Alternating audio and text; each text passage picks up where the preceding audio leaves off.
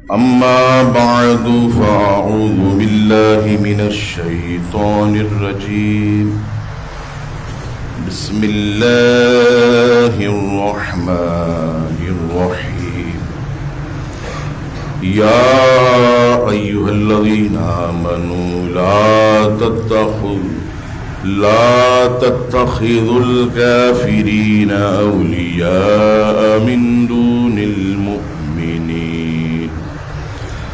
صدق الله مولانا العظيم وبلغنا رسوله النبي الكريم ونحن على ذلك لمن الشاهدين والشاكرين والحمد لله رب العالمين. حمد و صلات کے بعد قرآن مجید فرقان حمید سورہ النساء سے آیت نمبر 144 کا کچھ حصہ تلاوت کرنے کا شرف حاصل کیا. عزیزان گرامی، آپ جانتے ہیں کہ رب کریم نے ہم پر یہ خاص کرم فرمایا کہ ہمیں مسلمانوں کے گھر میں پیدا کیا اور پھر اس کے بعد اپنے پیارے حبیب صلی اللہ تعالی علیہ وسلم کی امت میں ہمیں پیدا فرمایا. رب کریم چاہتا تو کسی بھی امت میں ہمیں پیدا فرما دیتا، اس کے دست قدرت کو کوئی نہیں روک سکتا، لیکن اس کا خاص یہ ہم پر انعام اور اکرام ہے کہ اس نے ہمیں نبیوں کے سرور اور نبیوں کے سردار رسول محتشم صلی اللہ تعالی علیہ وسلم کی امت اور ان کے غلاموں میں پیدا کیا. اس امت میں جو تمام امتوں کی سردار ہے، اس امتوں میں جو اللہ تبارک و تعالی نے اس سے قبل بھیجی، ان میں سب سے ممتاز اور اللہ کو پسندیدہ اگر کوئی امت ہے تو وہ یہ امت ہے. رب کریم نے اپنے حبیب علیہ السلام کے صدقے اس امت میں بہت عظیم لوگ پیدا کیے کہ جنہوں نے اسلام کے لیے اپنا سب کچھ فدا کر دیا، اپنا سب کچھ قربان کر دیا.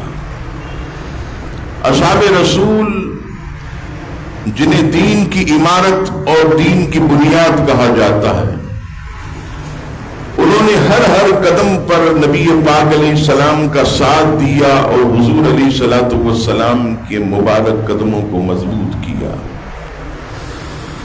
یہاں تک کہ جب بدر کے میدان میں 313 تھے اور 2 تلواروں کے سوا تیسری تلوار نہیں، 3 گھوڑوں کے سوا چوتھی کوئی سواری نہیں، وہاں بھی اصحاب رسول نے یہی عرض کی، یا رسول اللہ آپ اشارہ کریں، آپ کے آگے پیچھے دائیں بائیں ہم جانوں کے ایسے نذرانے پیش کریں گے، اور یا رسول اللہ اگر آپ ہمیں سمندر میں کودنے کا حکم دیں گے تو ہم سمندر میں بھی کود جائیں گے. یعنی اللہ تبارک و تعالی نے اپنے حبیب صلی اللہ تعالی علیہ وسلم کو ایسے جانشان لوگ عطا کیے کہ جنہوں نے اسلام کی بنیادوں کو مضبوط کیا. کبھی انہوں نے طاقت کو نہیں دیکھا، کبھی انہوں نے اسلحے کو نہیں دیکھا، کبھی انہوں نے افرادی قوت کو نہیں دیکھا. انہوں نے جب بھی دیکھا تو یہ دیکھا کہ ہمیں فکر نہیں ہے، کیونکہ رسولوں کا افسر اور حبیب خدا صلی اللہ علیہ وسلم کی ذات یہ ہمارے ساتھ ہے تو اللہ تعالیٰ کی ذات بھی ہمارے ساتھ ہے. جس کے ساتھ حضور علیہ السلام کی ذات ہو اس کے ساتھ اللہ کی مدد اور نصرت ہوتی ہے. جس لشکر کے ساتھ اگرچہ وہ 313 ہو یا احد میں 626 ہو یا اس کے بعد 1000 کی تعداد میں ہو اور سامنے جو ہے ہزاروں کے لشکر کھڑے ہوں تو بھی اصحاب جانتے تھے کہ خدا کی رحمت ادھر ہی ہے جدھر مصطفیٰ جان رحمت ہے. ہمیشہ انہوں نے نبی پاک صلی اللہ تعالی علیہ وسلم کی نورانی زلفوں پر بھروسہ کیا. ہمیشہ والضحیٰ والے چہرے پر ٹکی ٹکی باندھ کر وہ لگے رہے. اور پھر اللہ تعالیٰ نے قرآن مجید فرقان حمید میں جگہ جگہ ان کی شان کو بیان کیا، ان کے مرتبے کو اس قدر بلند کیا کہ آج 1500 سال کے بعد بھی منبروں پر ان کا ذکر بلند ہو رہا. عزیزان گرامی، اسلام کسی کا قرض نہیں رکھتا. اسلام کسی کا قرض نہیں رکھتا. جس نے بھی اسلام کے ساتھ اچھا سلوک کیا اسلام نے اسے اسی دنیا میں عزتوں سے نواز دیا. ایک سیدنا فاروق اعظم رضی اللہ تعالیٰ عنہ کہ جن کی ذات ہمارے لیے مشعل راہ ہے. کہا جاتا ہے کہ آپ نے اسلام کو بہت زبردست طریقے سے آگے بڑھنے کے لیے راستہ فراہم کیا. کہتے ہیں کہ تاریخ اسلام کے اندر اتنی فتوحات کبھی نہیں ہوئی جتنی فتوحات صرف فاروق اعظم کے دور میں ہوئی. یعنی سلطنت اسلامیہ یہ 24 لاکھ مربع میل تک پہنچ گئی. یہ 24 لاکھ مربع میل یہ کتنا حدود بنتا اگر آپ اس کو بالکل جو ہے ایمانداری اور دیانتداری سے اس کا تخمینہ لگائیں تو یہ جو ہمارا پاکستان ہے اس پاکستان کے ساتھ 14 اور پاکستان ملائیں تو ایک فاروق اعظم کی حکومت بنتی ہے. اس قدر جو ہے آپ نے اسلام کو عروج دیا. اور عزیزان گرامی، جو میں نے کہا کہ اسلام قرض نہیں رکھتا، آقا فرماتے ہیں کہ محشر کا دن ہوگا، نورانی لباس پہنے نورانی شخصیت آئے گی اور اللہ تبارک و تعالیٰ کی بارگاہ میں کھڑی ہو جائے گی. رب کریم عالم الغیب والشہادہ پھر بھی پوچھے گا کون ہے؟ وہ شخصیت عرض کرے گی مولا میں دین اسلام ہوں، آج تیری بارگاہ میں کچھ مانگنے کے لیے آیا ہوں. رب کریم فرمائے گا اے دین اسلام مانگ کیا مانگتا ہے؟ دین اسلام عرض کرے گا اے مولا کریم یہ عمر ابن خطاب جو ہے یہ سامنے کھڑے ہیں، انہوں نے جو ہے دنیا کے اندر مجھے عزتوں سے، عظمتوں سے، رفتوں سے اور بلندیوں سے نوازا. آج میں سفارش کرتا ہوں کہ محشر کے میدان میں تو بھی انہیں عزت سے نواز دے. اسلام کہاں کسی کا قرض رکھتا ہے. آقا کریم علیہ السلام فرماتے ہیں کہ بس یہ کہنا ہوگا کہ سیدنا فاروق اعظم کو جنتی لباس پہنایا جائے گا. 70,000 فرشتے نورانی سواری پر آپ کو بٹھا کر جلوس کی شکل میں جو ہے وہ لے جائیں گے اور آپ کے سیدھے ہاتھ میں نامہ اعمال دیا جائے گا اور کہا جائے گا اے عمر ابن خطاب آج ہم تمہیں بلا حساب جو ہے وہ بخشش کی ضمانت عطا کرتے ہیں. عزیزان گرامی، اسلام کے لیے جنہوں نے بھی قربانیاں دی رب کریم انہیں بڑی فضیلتوں سے نوازتا ہے. یہ میں نے بات اس لیے بھی کی کہ آج کل جو ماحول ہے سوشل میڈیا پر اور ہر جگہ پرنٹ میڈیا پر ہر طرف جنگ کے بادل منڈلا رہے ہیں. کبھی آپ نے یہ غور کیا کہ یہ تو کوئی بات تھی نہیں، اچانک یہ کیا ہو گیا؟ اچانک یہ جنگ کی طرف ہمیں کیوں دھکیلا گیا؟ اچانک نہ خبر نہ کچھ، اچانک بھارت نے حملہ کیوں کیا؟ ہم آپ سب عقل و شعور رکھتے ہیں، میں بھی اناج کھاتا ہوں، آپ بھی اناج کھاتے ہیں۔ کبھی ہم اس پر اگر بیٹھ کر غور کریں کہ معاملہ تو کوئی نہیں تھا، بھارت نے شرارت کی اور یہ جنگ کے بادل منڈلاتے چلے گئے، اور آج کئی ہزار جو ہے لوگوں کی جانوں کا نقصان ہوا، کروڑوں اربوں کی املاک جو ہے وہ تباہ و برباد ہوئی۔ آخر وجہ کیا ہے؟ تو وجہ صرف مجھے ایک ہی سمجھ میں آتی ہے، ہو سکتا ہے آپ مجھ سے اتفاق کریں یا نہ کریں۔ وہ وجہ کیا ہے؟ وہ وجہ یہ ہے کہ فلسطین کے اندر جو مسلمانوں پر ظلم ہوا وہاں سے نظریں ہٹانے کے لیے یہ کیا گیا ہے۔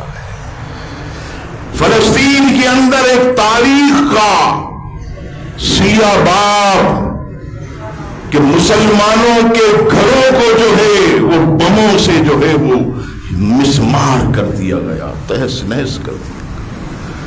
سر چھپانے کے لیے فلسطینی جوان بچیوں کے لیے کوئی چھت نہیں، کوئی پردے کا اہتمام نہیں، وہ جائیں کدھر، کس سے پہچان۔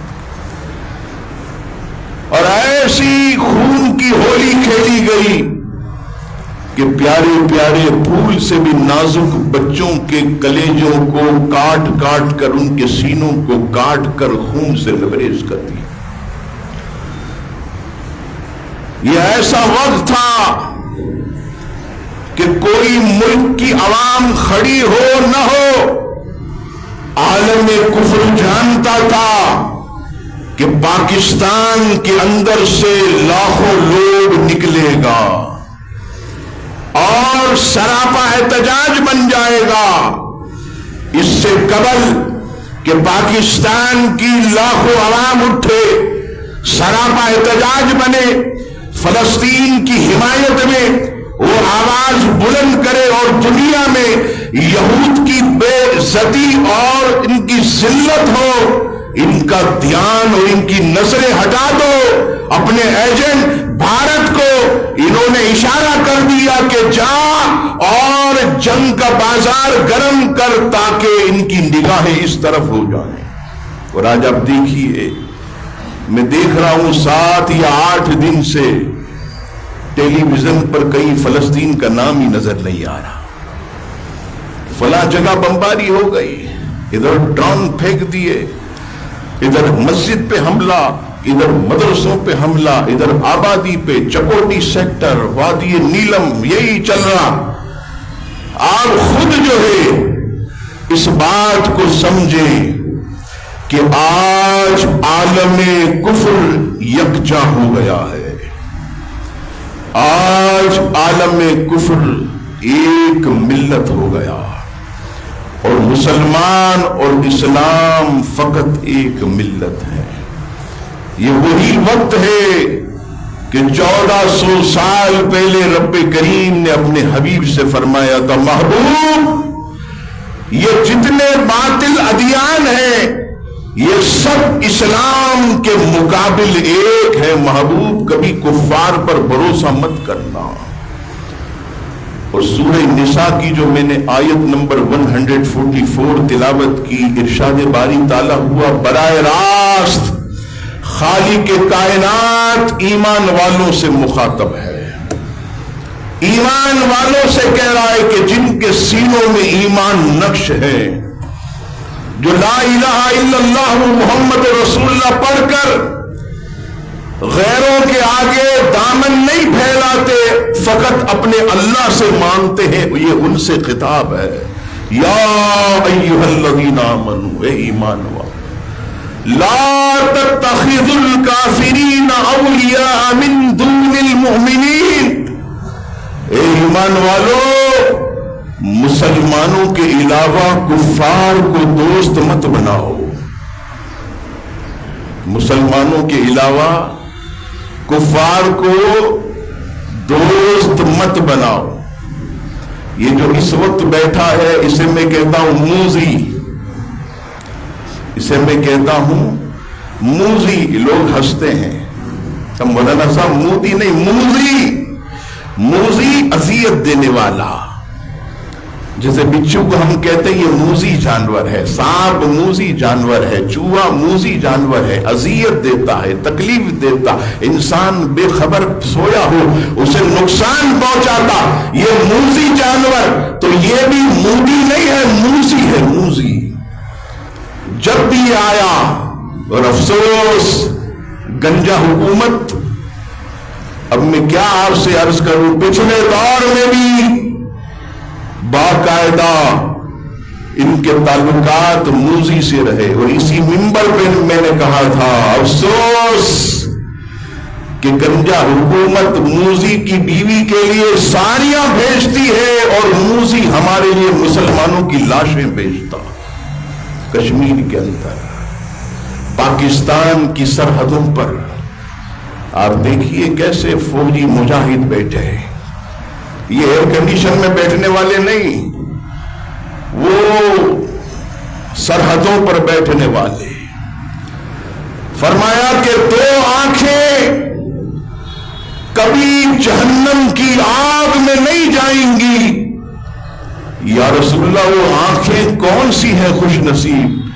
فرمایا ایک آنکھ وہ ہے جو خوف خدا سے بہتی ہو، اور دوسری آنکھ وہ ہے جو اسلامی سرحدوں پر جاگ کر اپنے وطن کی حفاظت کرتی ہے.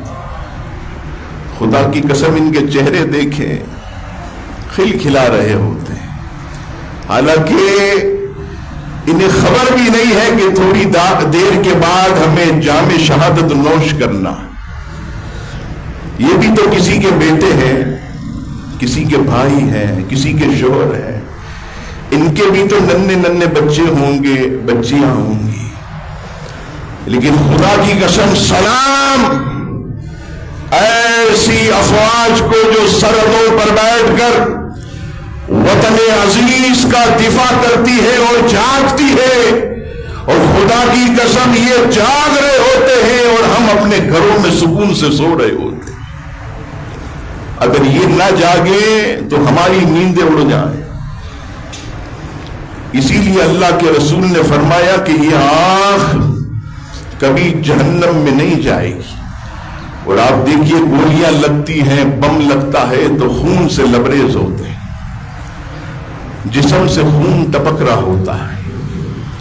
آقا کریم علیہ السلام منبر پر بیٹھ کر اپنے صحابہ سے فرماتے میرے صحابہ قیامت کا دن ہوگا، ایک لشکر، ایک گروہ جن کے جسموں سے مبارک خون ٹپک رہا ہوگا، گلے میں تلواریں ہوں گی، سیدھے بغیر حساب کے جنت کے دروازے پر کھڑے ہوں گے، دروازے پر دستک دیں گے. فرشتہ کہے گا کون ہے؟ کہا دروازہ کھولو. ہم وہی ہیں کہ جنہوں نے اللہ کی راہ میں اپنے خون کو بہایا تھا. آقا فرماتے دروازہ کھول دیا جائے گا. اور اسی طرح اور خون سے بدبو آتی ہے انسان کے. جب انسان کا خون زیادہ نکلتا ہے تو بدبو آتی ہے. لیکن حدیث پاک میں آیا کہ شہداء کے خون سے مشک و عنبر سے بھی بڑھ کر خوشبو آ رہی ہو. اہل محشر یہ حسرت کر رہے ہوں گے کہ اے کاش ہم بھی اسی طرح اللہ کے دین کے لیے اپنی جانوں کے نذرانے پیش کرتے. لیکن بات وہی ہے. حافظ صاحب نے مجھے کئی پوسٹیں دکھائی. دیکھیں میں تھوڑی مختلف بات کرتا ہوں. حافظ صاحب نے پوسٹ دکھائی، کہیں کسی عالم نے بیان دیا جوابی کارروائی کی جائے، پاکستان زندہ باد. پاک فوج زندہ باد. کہیں کسی عالم نے پیغام دیا قوم متحد ہو جائے, کسی عالم نے پیغام دیا کہ اس قوم کو جہاد کے لیے تیار رہنا چاہیے, لیکن میں الگ پیغام دے رہا ہوں, اور وہ یہ ہے کہ آج ہم سب کو مل کر سوشل میڈیا تمام سطح پر انڈین ڈراموں اور فلموں کا بائیکاٹ کیا جائے, بھرپور بائیکاٹ. یہ جو ہمارے پڑوس میں, یہ اطراف میں, یہ جو انڈین ڈراموں کی آوازیں آتی ہیں رات کے وقت جب 3 بجے یا 2:30 بجے آنکھ کھلے, میری بات غلط ہو تو آپ جوتا مجھے ماریے گا, آپ اپنی گیلری میں کھڑکی میں کھڑے ہو, رات 2:30 بجے بھی اطراف کے مسلمانوں کے گھروں سے انڈین کے بھجن اور ڈراموں کی آوازیں آ رہی ہوتی اور کہتے ہمارا دشمن ہے, ہم جیتیں گے. اور کوئی لکھوا کے آئے ہو جیتیں گے؟ یہ کیا ڈانس کرنے آتے ہیں میدان میں؟ یہ وطن سے محبت نہیں کرتے؟ تم ہی کرتے ہو. ایسا نہیں ہے. ارے ہم تو کہتے پاکستان زندہ باد, یہ تو اپنی مٹی کو ماں کہہ کر ایسے چوم کر آنکھوں پہ لگاتے ہیں. وطن سے کسے محبت نہیں, لیکن میں صرف اتنا کہوں گا کہ آج جو ہمارے گھروں سے, ہمارے فلیٹوں سے, ہمارے بنگلوں سے, ہماری دکانوں سے, ہمارے ہوٹلوں سے, جو روڈوں پر سڑکوں پر ہوٹلیں, چائے کے ہوٹل, کھانے کے ہوٹل, سندھ کے مختلف علاقوں میں, راستے میں, ہائی وے پر, وہاں جو انڈین فلمیں اور ڈرامے چلتے, اس کا بائیکاٹ کیا جائے. کسی نے بڑی پیاری بات کی تھی. جب میں سولجر بازار رہتا تھا, بس میں آفس جاتا تھا, تو سیٹ میں برابر میں جگہ خالی تھی. ایک صاحب آئے اور آ کر, دل جلے آدمی تھے, مجھے کہنے لگے مولانا صاحب, ہم کہتے ہیں ہمیں دشمن ملک سے نفرت ہے, ہمیں دشمن ملک سے نفرت ہے.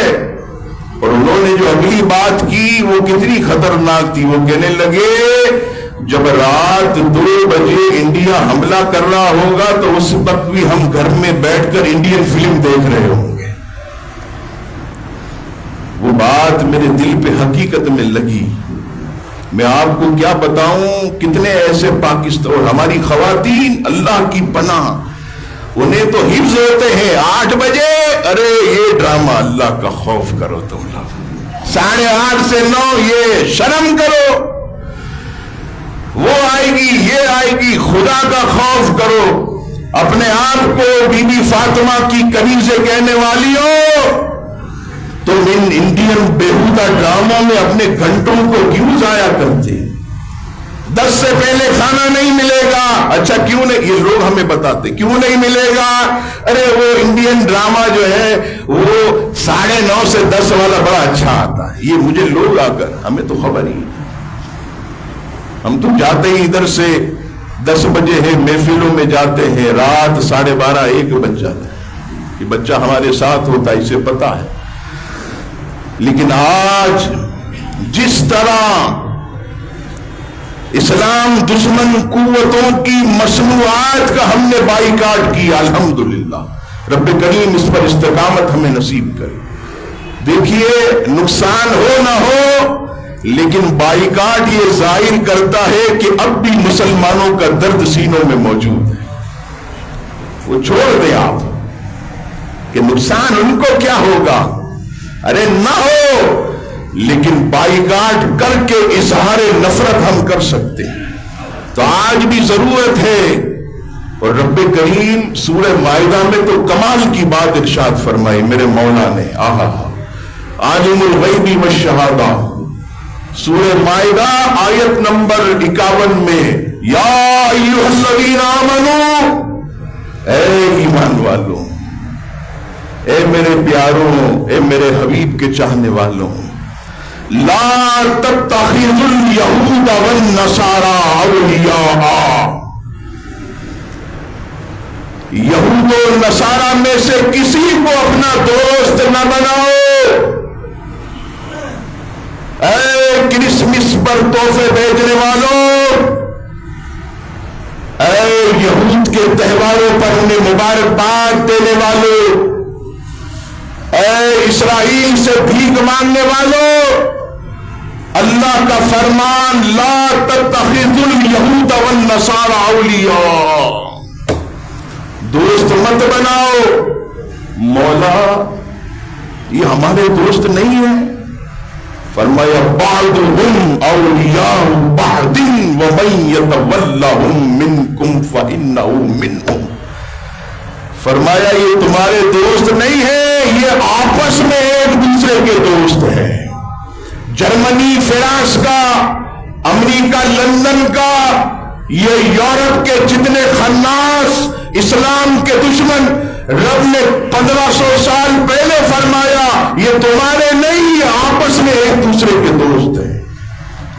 یہی ہوتا ہے، آپ اتنے بیٹھے، فرانس کھڑا ہو جاتا ہے، کیا نام دیا؟ اتحادی ممالک۔ واہ بھائی، اتحاد، کفر کا اتحاد، اسلام کے دشمنوں کا اتحاد۔ اور آگے رب کریم فرماتا ہے اور اگر تم میں سے کسی نے انہیں اپنا دوست بنایا، اب سن لو، وَمَن يَتَوَلَّهُم مِّنكُمْ فَإِنَّهُ مِنْهُمْ، رب فرماتا ہے تو اب وہ انہی میں سے ہے۔ یہ کسی مولوی کا نہیں بتا رہا فتویٰ، یہ میرے اللہ کا قرآن ہے کہ اب بھی دوستی کرو گے تو پھر انہی میں سے ہے۔ ان اللہ لا یہدی القوم الظالمین، بے شک اللہ ظالموں کو ہدایت نہیں دیتا۔ یہ سورہ مائدہ آیت نمبر 51 میں کھلا اعلان۔ عزیزان گرامی، آج اس مختصر گفتگو سے آپ نے سمجھ لیا کہ جو اللہ اور اس کے رسول کا نہیں ہے وہ کبھی ہمارا نہیں ہو سکتا، جو اسلام کا نہیں ہے وہ کبھی ہمارا دوست وفادار نہیں ہو سکتا۔ میں اسی پر اپنے بیان کو ختم کرتا ہوں ایک دو اعلان کے ساتھ کہ انشاءاللہ آج ہی عشاء کی نماز کے بعد حضور تاج الشریعہ مفتی اختر رضا خان صاحب بار شریعت، مفتی امجد علی اعظمی رحمہم اللہ، ان دونوں کا عرس ماہانہ 11ویں شریف آج رات عشاء کی نماز کے بعد صرف 1 گھنٹہ خواتین کے لیے اوپر پردے کا اہتمام ہوگا۔ عشاء کی جماعت 8:40 پر 9 بجے ہماری محفل شروع ہوگی، 10 بجے اس کا اختتام ہوگا۔ آپ بھی آئیں، ساتھیوں کو لائیں، اپنی خواتین کو بھی لائیں تاکہ بزرگوں کے فیض و برکات سے ہمیں بھی جو ہے وہ حصہ ملے۔ ہمارے دولت شاہ صاحب کچھ آپ سے گفتگو فرمائیں گے، اللہ تعالی ہم سب کو ایمانی حرارت نصیب فرمائے، آمین۔ وَمَا عَلَيْنَا إِلَّا